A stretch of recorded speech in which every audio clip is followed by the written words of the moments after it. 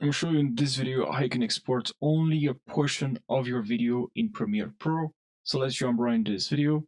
So let's open Premiere Pro, and if I go here to export, and I have here, you see this portion, as I said before, I want this part of this video to export. So I'll move exactly where, actually now, and I'll press this button right over here. We'll set an in point, and then I'll move till this part, this video, and then I'll click on this, which will set an out point. And now it will only export this part of the video, which is what basically I want. If I click on export, it will only export that part of the video. I'm going to show you the second method, which is, again, I think it's faster. It's same close to this one. So here now, if I select, I go to downloads, you see someone has smaller hand. It might only exported that part of the video. Now, what if I want still in and out? Well, I can also just press I and then O, and it's the same.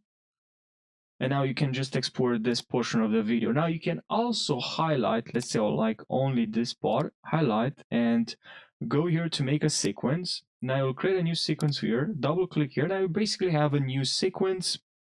You can also create a sequence from here, and you go here to sequence, and you can also use the command N, the shortcut command N. And now you basically, like if I press command N, now of course now you can just export this part because we have a new sequence. Now you can create another sequence, and let's say I only want this part now to export, so I can move this part here, and I can only export this portion of this video. Of course, now I can go to export, and of course I have this part of the video I can export. But of course, again, of course, you can just use in and out, and then go to exports. You have only this portion of the video, and in range you select source in and out. Okay, so yeah, thanks for watching.